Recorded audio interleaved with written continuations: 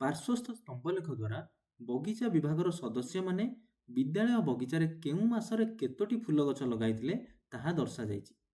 ଦେଖ ପିଲାମାନେ, ଏଠାରେ ଆମ ପାଖରେ ଗୋଟେ ସ୍ତମ୍ଭଲେଖ ଅଛି ଯାହାର ଆନୁଭୂମିକ ଅକ୍ଷରେ ମାସର ନାମ ଲେଖାଯାଇଛି ଏବଂ ଉଲମ୍ବ ଅକ୍ଷରେ ଫୁଲ ଗଛ ସଂଖ୍ୟା ଲେଖାଯାଇଛି। କେଉଁ ମାସରେ ବଗିଚା ବିଭାଗର ସଦସ୍ୟମାନେ କେତୋଟି ଫୁଲ ଗଛ ଲଗାଇଛନ୍ତି ସେ ତଥ୍ୟ ଆମକୁ ଦିଆଯାଇଛି। ଦେଖ, ଏ ସ୍ତମ୍ଭଟି ମାର୍ଚ୍ଚ ମାସରେ 50ଟି ଫୁଲ ଗଛ ଲଗାଯାଇଛି। ସେପରି ଏପ୍ରିଲ ମାସରେ 60ଟି ଫୁଲ ଗଛ ଲଗାଯାଇଛି। ମଇ ମାସରେ 30ଟି ଫୁଲ ଗଛ ଲଗାଯାଇଛି ଏବଂ ଜୁନ ମାସରେ 40ଟି ଫୁଲ ଗଛ ଲଗାଯାଇଛି।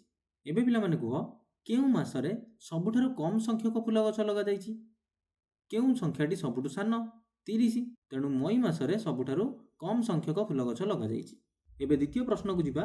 କେଉଁ ମାସରେ ସବୁଠାରୁ ଅଧିକ ସଂଖ୍ୟକ ଫୁଲ ଗଛ ଲଗାଯାଇଛି? କେଉଁ ମାସରେ କୁହ?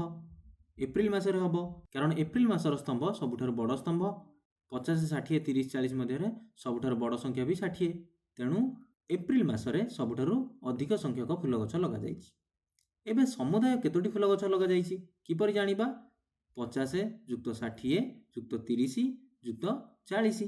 ଏ ସଂଖ୍ୟା ଗୁଡ଼ିକୁ ମିଶାଇ ଦେଲେ ଜାଣିବା। ମିଶାଇଲେ କେତେ ହେବ? ମିଶାଇଲେ ହେବ 180। ତେଣୁ 180ଟି ଫୁଲ ଗଛ ଲଗାଯାଇଛି। ଏବେ ଆମ ପାଖରେ ଆଉ ଗୋଟେ ପ୍ରଶ୍ନ ଅଛି। ଏଠାରେ ଆମକୁ ଆଉ ଗୋଟେ ସ୍ତମ୍ଭଲେଖ ଦେଇଛି। ଏହି ସ୍ତମ୍ଭଲେଖ ଦ୍ୱାରା ରାମ ରବିବାର ଦିନ କେଉଁ କାମରେ କେତେ ସମୟ ବିନିଯୋଗ କରିଛି ତାହା ଦର୍ଶାଯାଇଛି। ଏଠାରେ ଆନୁଭୂମିକ ଅକ୍ଷରେ ଆମେ କାର୍ଯ୍ୟର ନାମ ଲେଖିଛେ। ରାମ କ'ଣ ସବୁ କାମ କରିଛି? ଘରେ ପଢ଼ିବା, ଶୋଇବା, ଖେଳିବା, ଅନ୍ୟାନ୍ୟ କାର୍ଯ୍ୟ।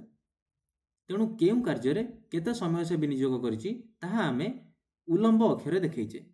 ଦେଖ, ଘରେ ପଢ଼ିବା। ଘରେ ପଢ଼ିବା ସେ କେତେ ସମୟ ପଢ଼ିଛି? ଘରେ 6 ଘଣ୍ଟା ପଢ଼ିଛି। ଦେଖ, ସ୍ତମ୍ଭ 6 ଯାଏଁ ଯାଇଛି। ତେଣୁ ରାମ ରବିବାର ଦିନ 6 ଘଣ୍ଟା ପଢ଼ିଛି। ଶୋଇଛି କେତେ ସମୟ? 10 ଘଣ୍ଟା ଶୋଇଛି। ଦେଖ, 10 ଯାଏଁ ଯାଇଛି ସ୍ତମ୍ଭ, ତେଣୁ ଶୋଇଛି 10 ଘଣ୍ଟା। ଏବେ ଖେଳିଛି କେତେ ସମୟ? 4 ଘଣ୍ଟା, 4 ଯାଏଁ ସ୍ତମ୍ଭ ଯାଇଛି। ଏବଂ ଅନ୍ୟାନ୍ୟ କାର୍ଯ୍ୟ, ଆଉ ସବୁ କାର୍ଯ୍ୟ ସେ କେତେ ସମୟ କରିଛି? 4 ଘଣ୍ଟା। ତେଣୁ ଏବେ ପ୍ରଶ୍ନ ହେଉଛି, ରାମ ଖେଳିବା ପାଇଁ ଏବଂ ପଢ଼ିବା ପାଇଁ ସମୁଦାୟ କେତେ ସମୟ ବିନିଯୋଗ କରିଛି?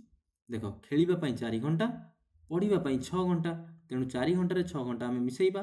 4ରେ 6 ମିଶାଇଲେ 10। ତେଣୁ 10 ଘଣ୍ଟା ସମୟ ବିନିଯୋଗ କରିଛି। ଏବେ ଆମ ପାଖରେ ଆଉ ଗୋଟେ ପ୍ରଶ୍ନ ଅଛି। ଏ ସ୍ତମ୍ଭଲେଖରେ ଗୋଟିଏ ସପ୍ତାହରେ ବିଭିନ୍ନ ଦିନରେ ଗୋଟିଏ ସହରର ରାସ୍ତା ଗୁଡ଼ିକରେ ଘଟିଥିବା ମଟରଯାନ ଦୁର୍ଘଟଣାର ତଥ୍ୟ ଦର୍ଶାଯାଇଛି। ଦେଖ, ଆନୁଭୂମିକ ଅକ୍ଷରେ ଆମେ ବାରର ନାମ ଲେଖିଛେ ଏବଂ ଉଲମ୍ବ ଅକ୍ଷରେ ଆମେ ମଟରଯାନ ଦୁର୍ଘଟଣାର ସଂଖ୍ୟା ଲେଖିଛେ। ତେଣୁ ଏ ସ୍ତମ୍ଭଲେଖରେ ପ୍ରତ୍ୟେକ ଦିନ କେତୋଟି ମଟରଯାନ ଦୁର୍ଘଟଣା ହେଇଛି ତାହାର ତଥ୍ୟ ଦର୍ଶାଯାଇଛି। ସୋମବାର କେତୋଟି ମଟରଯାନ ଦୁର୍ଘଟଣା ଘଟିଛି? 2ଟି। ମଙ୍ଗଳବାର କେତୋଟି ମଟରଯାନ ଦୁର୍ଘଟଣା ଘଟିଛି?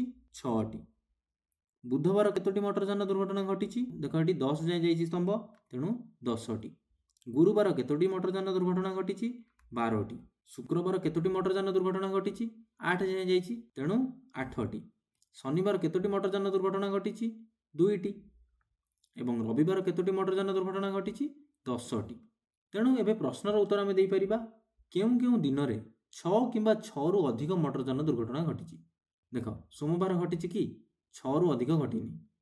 ମଙ୍ଗଳବାର 6ଟି ଦୁର୍ଘଟଣା ଘଟିଛି, ତେଣୁ ମଙ୍ଗଳବାର ହେବ ଉତ୍ତର। ଏବେ ବୁଧବାର ବି ହେବ, କାରଣ 10ଟି ଦୁର୍ଘଟଣା ଘଟିଛି 6ରୁ ଅଧିକ। ଗୁରୁବାର ବି ହେବ, କାରଣ 12 6ରୁ ଅଧିକ। ଶୁକ୍ରବାର ବି ହେବ, କାରଣ 8 ବି 6ରୁ ଅଧିକ। ଏବେ ଶନିବାର ହେବ କି? ହେବନି, କାରଣ 2ଟି ଦୁର୍ଘଟଣା ହେଇଛି 6ରୁ କମ୍, ତେଣୁ ଶନିବାର ଲେଖିବାନି। ଏବେ ରବିବାର ଦେଖ 6ରୁ ଅଧିକ ହେବ, କାରଣ 10ଟି ଦୁର୍ଘଟଣା। ତେଣୁ ମଙ୍ଗଳବାର, ବୁଧବାର, ଗୁରୁବାର, ଶୁକ୍ରବାର, ରବିବାର ଦିନ 6 କିମ୍ବା 6ରୁ ଅଧିକ ମଟରଯାନ ଦୁର୍ଘଟଣା ଘଟିଛି।